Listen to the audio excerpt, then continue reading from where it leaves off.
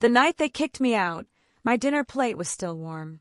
9 years later, I stood on courthouse steps holding a certified check, bidding on the very house they'd thrown me out of.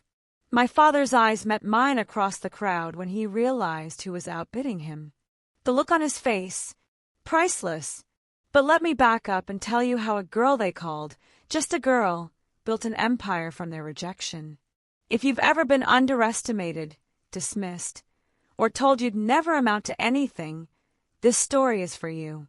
Hit that subscribe button, because today we're diving into a tale where quiet strength beats loud arrogance, and sometimes the best revenge is simply succeeding. Drop a comment and tell me where you're watching from, and stick around because this gets good. I can still smell that casserole. My mother had spent hours on it, her special recipe with a crispy cheese top that usually meant we were celebrating something.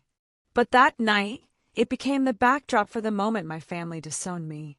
"I'm not marrying him," I said again, my voice steadier than my hands. The silence stretched like a wire about to snap. My father's fork covered over his plate, suspended in disbelief. When it finally came down, it hit the ceramic with a sharp crack that made me flinch. "No daughter of mine says no to her parents," he said, each word measured in cold. "You either follow our rules or you get out."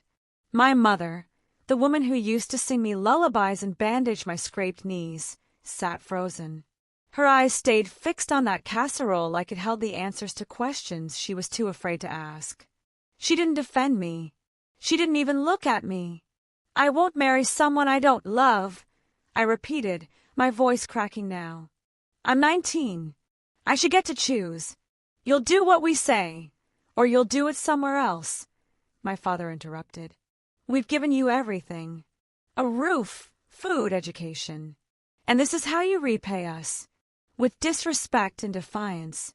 I looked around that dining room, at the family photos lining the walls, at the piano in the corner where I'd played Christmas carols every December, at the pencil marks on the doorframe where they'd measured my height every birthday. This was supposed to be home.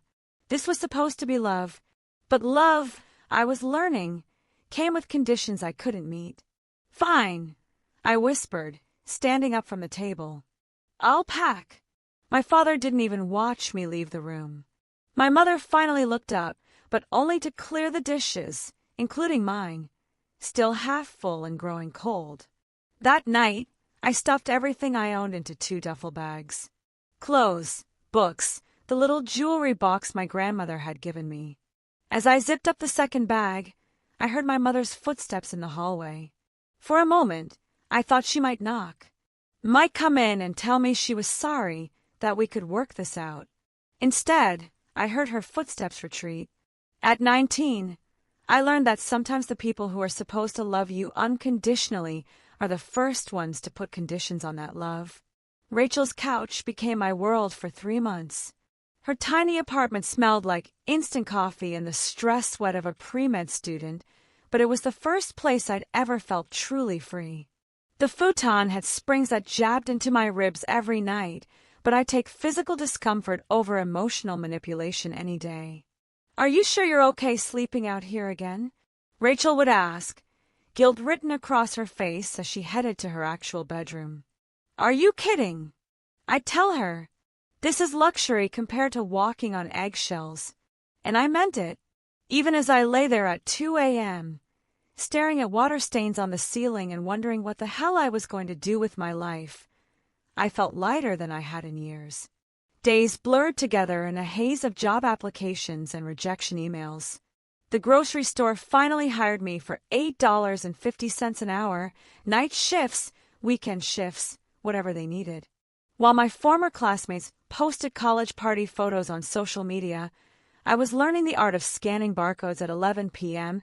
and dealing with drunk customers who thought they were comedians. But here's the thing about hitting rock bottom. It gives you nowhere to go but up. I enrolled in night classes at the community college, paying cash for each credit hour. Business basics, marketing fundamentals, anything that might give me an edge. During my breaks at work, I'd sit in my beat-up Honda Civic, using the grocery store's Wi-Fi to teach myself digital marketing through YouTube videos and free online courses. I didn't have a plan. I had something better. I had nothing left to lose. My first client was Mrs. Chun, who owned a small flower shop downtown. I cold called her on a Tuesday afternoon, my hands shaking as I dialed. "Hi, I noticed your flower shop doesn't have a website," I said, my voice higher than usual. "I can build you one for $50. She laughed. Not cruelly, but like I just told her a particularly innocent joke. "Honey, I've been doing fine without a website for 20 years. What makes you think I need one now?" "Because your competition has won," I said, gaining confidence. "And because $50 is less than what you probably spend on coffee in a month. What do you have to lose?" 3 days later, I was sitting in her shop, laptop balanced on my knees, building my first real website. It wasn't pretty, basic template, stock photos, simple contact form, but it was functional. And when Mrs. Chun got her first online order 2 weeks later, she cried, "This old lady just learned something new," she said, handing me an envelope with an extra $20. "You've got something special, girl. Don't let anyone tell you differently." That extra 20 became my business fund. I reinvested every dollar, bought business cards at the office supply store, and started calling every small business in a 50-mile radius. Most hung up. Some laughed, but a few said yes. And those few yes started building something bigger. By my 24th birthday, I had a name for what I was doing: Firefly Media. Because fireflies shine brightest in the darkness. I told Rachel one night as we celebrated with takeout Chinese food and a bottle of wine that cost exactly $7. "That's either really deep or really cheesy," she said, raising her glass. "Can it be both?" I'd graduated from Rachel's couch to a studio apartment that was basically a glorified closet, but it was mine. The rent was $450 a month, and I paid it with money I'd earned from websites, social media management, and whatever digital odd jobs small businesses needed. I worked from coffee shops, rotating between 3 different locations, so the baristas wouldn't get annoyed with me camping out for 8 hours straight. My office supplies fit in a backpack: laptop, charger, notebook, and a coffee mug that had seen better days. But I was learning, not just about business, but about people. About what made them trust you, what made them hire you, what made them refer you to their friends. I studied every successful interaction like it was a masterclass, figuring out what worked and what didn't. The breakthrough came when I landed Johnson & Associates, a local law firm that needed a complete digital overhaul. Their website looked like it hadn't been updated since 1995, and their social media presence was non-existent. "We've been thinking about this for years," the senior partner told me during our first meeting. "But every agency we've talked to wants to charge us $20,000. "I'll do it for $5," I said, my heart hammering. "And I'll manage your social media for 6 months included." That project took me 3 months and stretched my skills to their absolute limit. I taught myself advanced web design, content management systems, and search engine optimization through sheer necessity. I worked 16-hour days and survived on energy drinks and determination. When I finally presented the finished product, the entire firm gathered in their conference room. As the website loaded on the projector screen, I watched their faces transform from skepticism to amazement. "This is professional," one of the associates said, like she couldn't quite believe it. "This is better than what our competitors have," another added. That project became my portfolio piece. Johnson & Associates was so happy they referred me to 3 other businesses before I'd even finished their project. Word spread through the local business community like wildfire. I hired my first employee, a part-time graphic designer named Marcus, who was as hungry for opportunity as I was. Then came Sarah, a recent marketing graduate who brought fresh ideas and social media expertise. By the time I turned 26, we'd outgrown coffee shop meetings and rented a small office space downtown. The office was nothing fancy. 3 desks, a conference table from Craigslist, and a coffee maker that had definitely seen better days. But when I hung the Firefly Media sign on the door, I felt something I'd never experienced before, pride that belonged entirely to me. By 28, Firefly Media occupied a full floor of a downtown office building. Glass walls, modern furniture, and a team of 6 full-time employees who believed in what we were building. We'd worked with everyone from local restaurants to regional nonprofits, building websites, managing campaigns, and helping businesses find their digital voice. I had my own office with a door that said CEO and windows that overlooked the city where I'd once slept on a friend's couch. Some mornings, I'd stand at those windows with my coffee and think about how far I'd come. But I never forgot where I'd started. I kept a photo on my desk, not of my family, but of that first website I'd built for Mrs. Chun. It reminded me that every empire starts with a single yes, and every success story begins with someone believing in you, even if it's just yourself. I'd learned to manage teams, handle difficult clients, and navigate the complexities of running a growing business. I'd given presentations to rooms full of executives who had decades more experience than me, and I'd held my own. The scared 19-year-old who'd been kicked out for saying no had become a woman who'd built a company around the power of saying yes to herself. But there was still a hollow place inside me shaped like family. I'd built a chosen family with my team, had forged deep friendships with people who valued my opinions and respected my boundaries. Yet sometimes, late at night in my beautiful apartment with its king-size bed and floor-to-ceiling windows, I'd think about that old brown brick colonial where I'd grown up. I'd wonder if my parents ever thought about me, if they regretted their ultimatum, if they'd noticed that their daughter had built a life without them, a better life. I got my answer on a Tuesday morning in May, when my phone buzzed with a Zillow alert I'd set up years ago for my old neighborhood. It was a habit I'd never quite broken, checking property values in the area where I'd grown up, partly out of curiosity and partly out of some masochistic need to stay connected to a past that had rejected me. The notification was simple: new listing in Madison County. I clicked the link without thinking much of it. Property photos loaded slowly on my phone screen: living room, kitchen, bedrooms that looked exactly as generic as every other house listing. And then I saw the address: 4847 Maple Street, my childhood home. My hands started shaking as I read the details. 4BR/2BA Colonial in an established neighborhood. Motivated seller. Foreclosure auction scheduled for June 4th. Foreclosure. They were losing the house.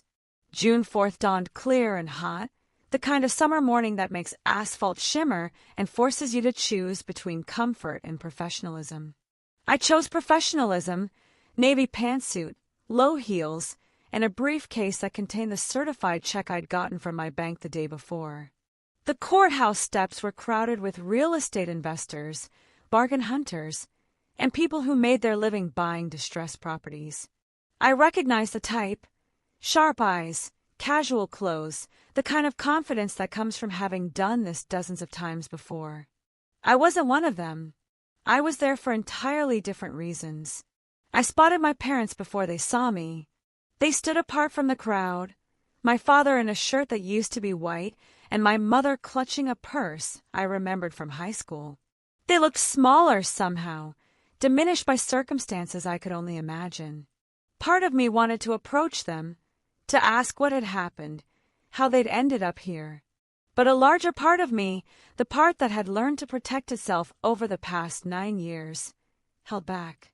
The auctioneer was a thin man with a voice that carried across the courthouse lawn like he was calling a baseball game. He explained the terms, the bidding process, the fact that all sales were final and cash only. First property up for bid: 4847 Maple Street. Beautiful colonial home in an established neighborhood. Bidding starts at $45,000. My father's hand went up immediately. 45,000. Do I hear 50? A man in a baseball cap raised his bidder card. 50. 55. My father called out. 60, said the man in the cap. This was it. The moment I'd been unconsciously preparing for since I'd seen that Zillow alert. I raised my card. 65,000. The auctioneer pointed at me. 65 from the lady in blue. My father turned, scanning the crowd to see who was bidding against him. When his eyes found mine, I watched recognition dawn across his face like a slow sunrise. His mouth opened slightly, but no sound came out. Do I hear 70? The auctioneer continued. The man in the baseball cap had dropped out. It was just me and my father now. 70,000, my father said, his voice weaker than before. I didn't hesitate. 75. 80, he countered, but I could hear the desperation now. 85. My mother had spotted me too. She was pulling on my father's sleeve, whispering something urgent in his ear. He looked defeated, like a man who just realized he was playing a game where someone else held all the cards. 90,000, I said, my voice clear and steady. The auctioneer looked around the crowd. Do I hear 95? Silence. Going once, going twice. My father's shoulders sagged. Sold to bidder number 27 for $90,000. The key felt heavier than it should have when I first turned it in the lock. 9 years had passed since I'd last walked through this door, but muscle memory guided my hand to the light switch, and my feet knew exactly which floorboards creaked. The house was empty but not hollow. It held the echoes of a family that used to live here, scratch marks on the hardwood where we dragged Christmas trees, a small burn mark on the kitchen counter where my mother had once set down a hot pot too quickly, the pencil marks on the hallway wall that chronicled my brothers and my growth spurts. I ran my fingers over those pencil marks, reading the history of children who'd once believed they were safe here. Age 8. Age 10. Age 12. Each line accompanied by a date in my mother's careful handwriting. The marks stopped when I turned 16, around the time conversations in this house became more about what I should do and less about who I was becoming. The house was structurally sound but cosmetically dated. Wallpaper from the 80s, carpeting that had seen better decades, and a kitchen that still featured the same avocado green appliances my parents had been too frugal to replace. It would take work to make it mine, but I had time and resources now. More importantly, I had vision. I spent the next 3 months transforming the space. I tore down wallpaper to reveal beautiful original plaster walls. I refinished the hardwood floors, updated the kitchen with modern appliances and granite countertops, and converted the basement into a home office where I could work when I didn't want to drive downtown. The transformation was therapeutic in ways I hadn't expected. Every outdated fixture I replaced felt like erasing a piece of the past that had been forced on me. Every wall I painted was a declaration that this space belonged to me now on my terms. I kept very little of what my parents had left behind. Most of their belongings had been cleared out before the foreclosure. But I did keep one thing. A small wooden cutting board my grandmother had made, scarred with decades of meal preparation, and seasoned with the love of someone who'd actually understood what family meant. And I left those pencil marks on the hallway wall, not as a shrine to the past, but as a reminder that the little girl who'd grown up here had been real, had mattered, and had deserved better than she'd gotten. 6 weeks after I'd moved in, I was in the kitchen lighting my favorite vanilla candle when the doorbell rang. It was 7 p.m. on a Tuesday, and I wasn't expecting anyone. Through the peephole, I saw 2 figures standing under the porch light I just had repaired. My parents. My heart started racing, but I forced myself to take 3 deep breaths before opening the door. I'd learned a lot about controlling my reactions in 9 years of running a business. They looked older. Not just aged, worn down, like furniture that had been left outside too long. My father's hair had gone completely gray, and my mother seemed to have shrunken side clothes that hung loose on her frame. "Hello," I said, not moving from the doorway. "We didn't realize—" My father started, then stopped. "We didn't know it was you who bought the house." My mother was looking past me into the living room, taking in the changes I'd made. "It looks different," she said softly. "Yes, it does," I agreed. "What can I do for you?" They exchanged a look, the kind of silent communication that comes from decades of marriage, even when that marriage has been tested by financial ruin and the loss of everything they'd worked for. "We don't have anywhere to go," my mother said, her voice barely above a whisper. "We lost everything. The business, our savings, our credit. We've been staying at a motel, but—" She didn't finish the sentence. She didn't need to. I stepped outside and closed the door behind me, not ready to let them into the space I'd spent months making mine. "Do you remember when I begged you not to kick me out?" I asked, my voice steady despite the adrenaline coursing through my veins. My mother looked at her hands. I wasn't pregnant. I wasn't on drugs. I wasn't stealing or lying or failing school. I just said no to marrying someone I didn't love. That was my crime. My father's eyes filled with tears, but he didn't speak. You taught me that love came with conditions, that belonging had to be earned through obedience, that if I chose my own path, I'd lose my family. I paused, watching their faces. Well, I did lose you, but I found something else myself, and I built a life without you. A better life. The silence stretched between us, filled with 9 years of missed conversations and unspoken regrets. "I'm not the same scared 19-year-old you threw away," I continued. "I own a successful business. I employ 6 people. I just bought the house you lost, with cash. I did all of that without your support, without your approval, and without your love." My mother was crying now, tears that seemed to carry the weight of years of missed opportunities and poor choices. "I'm not cruel," I said, reaching into my purse. "I'm not you." I handed them an envelope I'd prepared weeks ago, when I'd first realized they might come looking for help.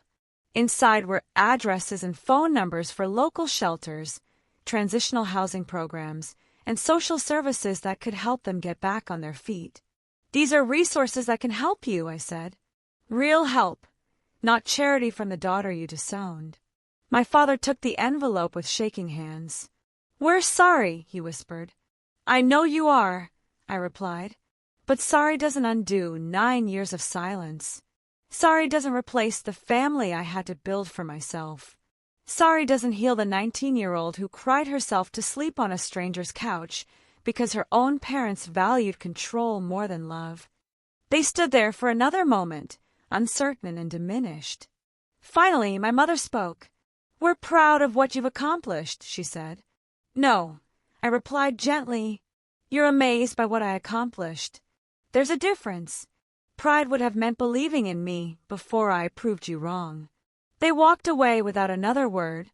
2 people who'd lost more than just their house. They'd lost the chance to know who their daughter had become. That night, I slept better than I had in years. Not because I'd gotten revenge. Revenge would have been petty, cruel, leaving them with nothing while I flaunted my success. What I'd done was something different. I'd closed a circle that had been broken for 9 years. I'd faced the people who'd rejected me and shown them exactly what they'd lost. Not through cruelty or spite, but through simple truth. I was no longer the powerless 19-year-old they dismissed. I was a woman who'd taken their rejection and transformed it into fuel for building something they'd never given me. A life where I was valued, respected, and loved for who I was rather than who I was willing to become. The next morning, I walked through my house with fresh eyes. This wasn't just a building I'd bought at auction. It was proof that sometimes the best response to being told you don't belong somewhere is to buy the whole damn place. I made coffee in my updated kitchen, sat at the piano I'd tuned the week before, and played the same Christmas carols I'd learned as a child. But this time, I was playing them for an audience of 1 myself. And for the first time in my life, that felt like enough. The real revenge wasn't buying their house. It wasn't watching my father's face crumble when he realized who was outbidding him, or seeing my mother cry on the porch where she'd once told me I was no longer welcome. The real revenge was the life I'd built without them. Every client who trusted me with their business dreams. Every employee who looked to me for leadership and guidance. Every late night I'd spent building something from nothing, proving that being just a girl was more than enough to create something extraordinary. I turned their rejection into my foundation, their limitations into my liberation, their conditions into my freedom. And most importantly, I'd learned the difference between a house and a home. A house is just walls and floors and a roof. A home is where you're accepted for who you are, where your voice matters, where love doesn't come with fine print. They kicked me out of their house, but I'd built myself a real home, not just in that renovated colonial on Maple Street, but in the life I'd created around values they'd never understood. Authenticity, respect, and unconditional self-acceptance. They called me just a girl, but just a girl built a company from scratch. Just a girl bought the house they lost. And just a girl learned that sometimes the greatest success is proving that you never needed their approval in the first place. Sometimes revenge isn't loud. Sometimes it's as quiet as turning a key in a lock that now belongs to you. What's the most satisfying comeback you've ever witnessed or experienced? Drop it in the comments below. I read every single one. If this story resonated with you, smash that like button and subscribe for more tales of quiet strength and epic comebacks. And hey, share this with someone who needs to hear that being underestimated isn't a limitation. It's a superpower waiting to be unleashed. Until next time, remember, they can kick you out, but they can't keep you down.